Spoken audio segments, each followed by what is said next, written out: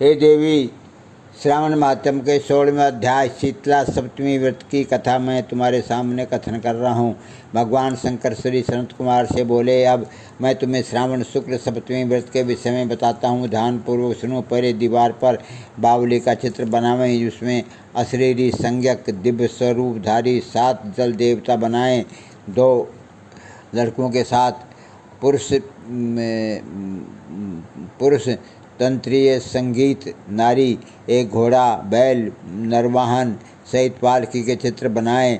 16 उपचार द्वारा जल देवी की पूजा कर ककड़ी, दही और चावल का नैवेद्य समर्पण करें। नैवेद्य पदार्थों का बायना निकाल कर ब्राह्मणों को अर्पण करना चाहिए। इस प्रकार 7 वर्ष तक व्रत करके 7 सौभाग्यवती स्त्रियों को भोजन कराकर उद्यापन करना चाहिए। एक सोने के पात्र में 7 जल देवताओं की प्रतिमाएं रखकर पहले दिन अपने पुत्र के साथ उन प्रतिमाओं का पूजन करना चाहिए। दूसरे दिन गृह होम सहित चरु होम करना चाहिए। अब तुम इस व्रत के फल के बारे में सुनो। महाराष्ट्र प्रदेश में सोबन नाम का एक नगर था। उसमें एक धार्मिक विचारों वाला धनी व्यक्ति रहता था। उसने निर्जन वन में एक बावड़ी बनवाई। बावड़ी में उतरने के लिए उसने मूल्यवान पत्थरों की सीढ़ियाँ बनवाई, परंतु उस बावड़ी में एक बूंद भी पानी नहीं आया। धनी ने दुखी होकर सोचा, मेरा परिश्रम व धन दोनों ही बेकार हो गए। वह इन विचारों से ग्रस्त रात को वहीं बावड़ी के पास सो गया।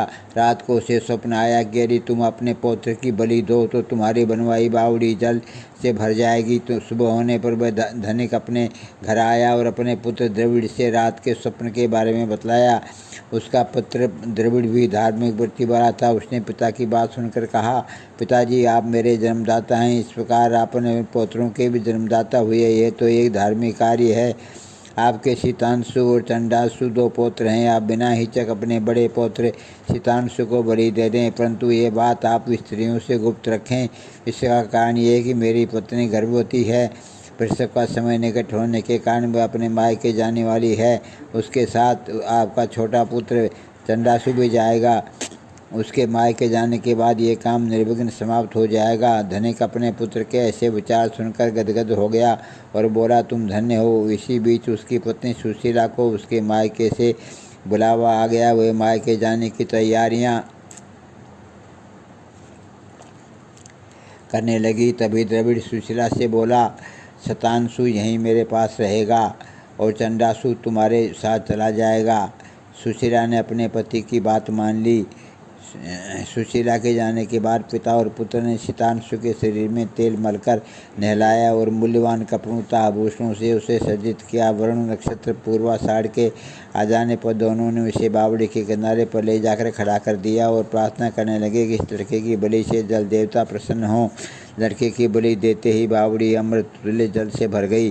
दोनों बाप बेटे बावड़ी को जल से भरा देखकर प्रसन्न हुए, परंतु पौत्र के बलिदान से दुखित मन से घर लौट आए। इधर सुशीला के मायके में तीसरा पुत्र पैदा हुआ। 3 मास का पुत्र होने पर वह अपने ससुराल लौट आई। रास्ते में जब वह बावड़ी के पास आई तो उसे जल से परिपूर्ण देखकर चकित रह गई। वह उसमें स्नान करके बोली, मेरे ससुर का परिश्रम व धन का खर्च यथोचित रहा।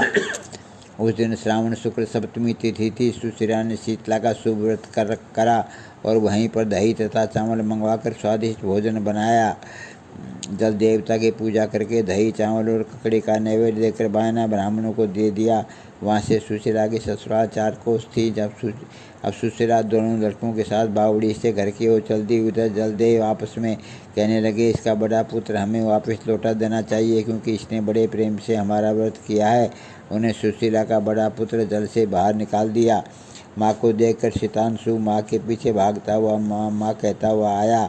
सुशीला अपने बड़े लड़के शीतांशु को देखकर चकित रह गई। उसने उसे अपने गोद में बैठाकर उसका सिर सूंघा। वह अपने मन में सोचने लगी कि यदि इसे यहाँ से पकड़कर चोर ले जाते तो क्या होता, क्योंकि इसने बहुमूल्य आभूषण पहन रखे हैं। यदि इसको घर से भूत पिशाच पकड़ कर लाए होते तो वे इसे अब क्यों छोड़ते। घर के संबंधी चिंता के सागर में गोते लगा रहे होंगे। परंतु उसने शतांशु से कुछ पूछा नहीं कि तुम यहाँ अकेले क्या कर रहे थे।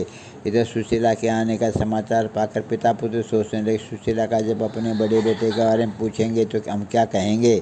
इसी बीच तीनों बालकों के सहित सुशीला अपने घर पहुंच गई। ससुर और पति बड़े पुत्र सुताशु को देखकर बड़े अचंभे में पड़ गए तथा इसके साथ ही प्रसन्न होकर सुशीला से पूछा, हे सुभद्रे, तुमने किस पुण्य या व्रत को किया था? निश्चय ही तुम कोई पवित्र आत्मा हो। इस शैतानसु को मरे हुए 2 महीने बीत चुके हैं, फिर तुमने इसे कहाँ से प्राप्त किया है? जाते समय तुम अपने साथ एक लड़का ले गई थी और अब आते समय 3 पुत्रों को लेकर आई हो। ये बड़े आश्चर्य की बात है। तुमने हमारे वंश का उद्धार किया है। मैं तुम्हारी कैसे और किस प्रकार स्तुति करूं? इस प्रकार उसके ससुर ने उसकी प्रशंसा की और पति ने उसे प्यार भरी नजरों से देखा। सास ने भी उसकी प्रशंसा की। सुशीला ने प्रसन्न होकर कहा, यह सब सुमार्ग पर चलने का फल है। हे सनत कुमार, तुमसे मैंने शीतला सप्तमी का व्रत एवं उसकी कहानी सुनाई है। इस व्रत में दही, चावल, ठंडा जल, ककड़ी, फल, बावड़ी, जल और शीतला माता को देवता कहे गए हैं। इसे करने वाले तीनों प्रकार के तापों से मुक्त हो जाएंगे। इसलिए श्रावण शुक्ल सप्तमी का यथार्थ नाम शीतला सप्तमी हुआ।